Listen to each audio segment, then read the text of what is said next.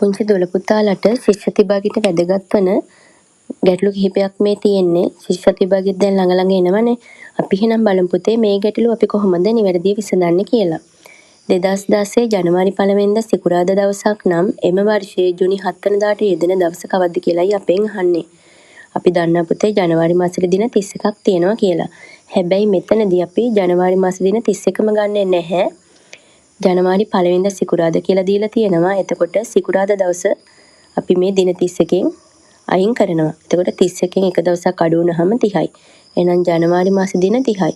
2016 කියන්නේ අධික වර්ෂයක්නේ. අපි දන්නවා අධික වර්ෂයක පෙබරවාරි මාසෙට දින 29ක් තියෙනවා කියලා.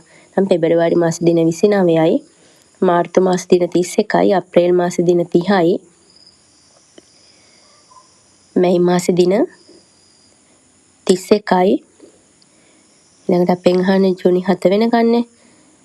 ජූනි මාසේ දින 7යි. දැන් අපි මේ ටික එකතු කරනවා. 9යි 1යි 10යි 10යි 1යි 11යි 11යි 7යි 18යි 18න් 8 දානවා එකක් ඉතිරි වෙනවා.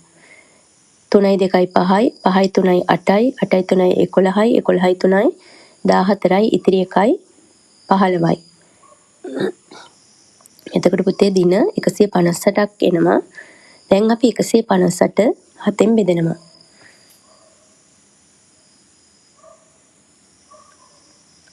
අපි මෙතනදී 7න් බෙදන්නේ සතියකට දවස් 7ක් තියෙන නිසා.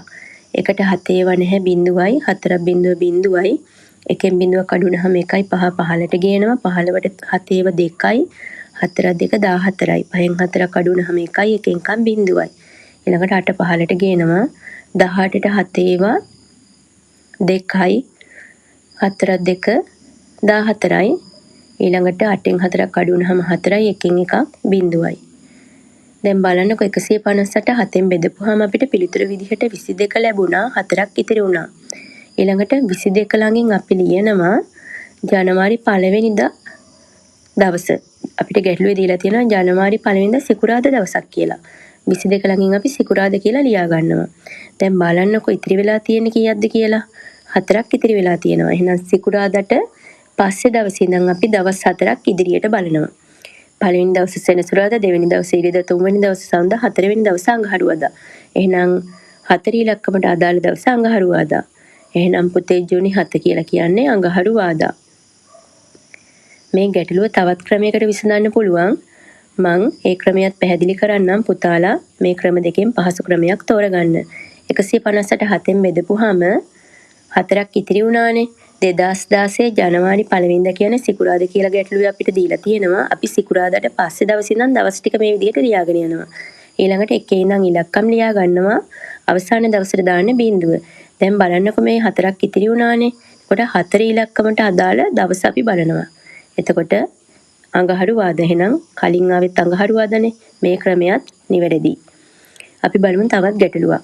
2019 ජනවාරි 2 බදාදා දවසක් නම් එම වර්ෂයේ අප්‍රේල් 2 වෙනිදාට යෙදෙන දවස කවද්ද කියලයි අපෙන් අහන්නේ. අපි දන්නවා ජනවාරි මාසෙට දින 31ක් තියෙනවා කියලා. එතකොට අපි දින 31ම ගන්නෙ නැහැ. ජනවාරි 2 බදාදා කියලා දීලා තියෙනවා. එතකොට මේ දීලා තියෙන දින දෙක අපි අඩු කරන්න ඕනේ. 31න් අපි දෙකක් අඩු කරනවා. එතකොට දින 29යි. එහෙනම් ජනවාරි මාසේ දින 29යි. 2019 කියලා කියන්නේ පුතේ සාමාන්‍ය වර්ෂයක්. එතකොට සාමාන්‍ය වර්ෂයක පෙබරවාරි මාසෙට දින 28යි. ඊළඟට මාර්තු මාසෙට දින 31යි. අපෙන් අහන්නේ අප්‍රේල් 2 වෙනිදා වෙනකන්. එහෙනම් අප්‍රේල් මාසේ දින 2යි. අපි මේ ටික එකතු කරනවා. 9යි 8යි 17යි 17යි 1යි 18යි 18යි 2යි 20යි. 20න් බිඳුව දානවා දෙකක් ඉතිරි 2යි 2යි 4යි 4යි 3යි 7යි ඉතිරි 2යි 9යි. එතකොට දින 90ක් එනවා. දැන් අපි 90 7න් බෙදනවා.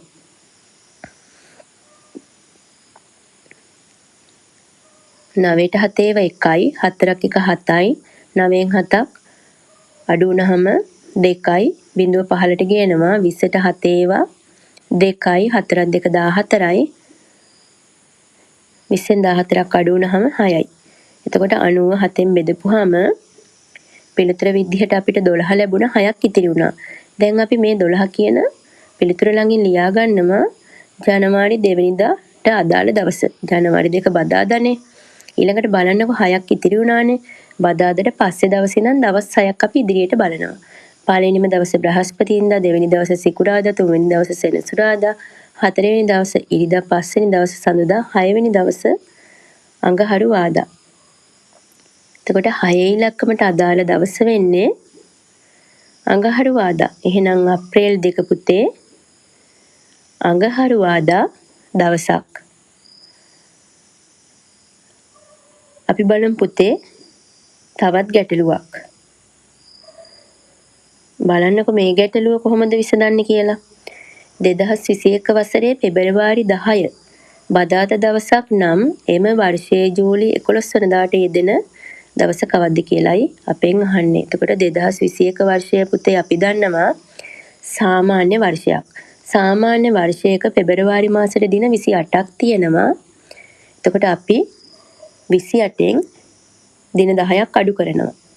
එතකොට පුතේ 18යි. එහෙනම් පෙබරවාරි මාසේ තව දින 18ක් තියෙනවා.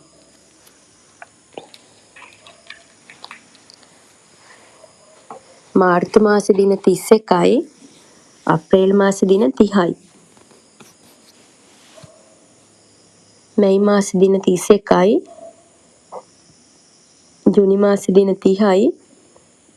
අපෙන් අහන්නේ ජූලි මාසේ 11 වෙනකන් දැන් අපි මේ ටික එකතු කරනවා. 8 1යි 9යි 9 1යි 10යි 10 1යි 11යි. 11න් එක දානවා එකක් ඉතිරි වෙනවා.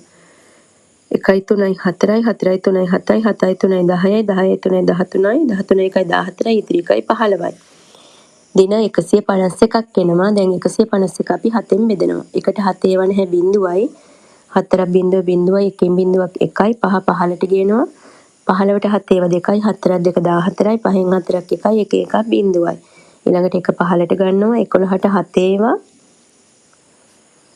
1යි 4ක් 1 7යි 11න් 7ක් අඩු කරපුවාම 4යි. 151 7ෙන් බෙදපුවාම පිළිතුර විදිහට 21 ලැබෙනවා 4ක් ඉතිරි වෙනවා. දැන් අපි මේ 21 ළඟින් ලියාගන්නේ ගැටලුවේ අපිට දීලා තියෙන දවස.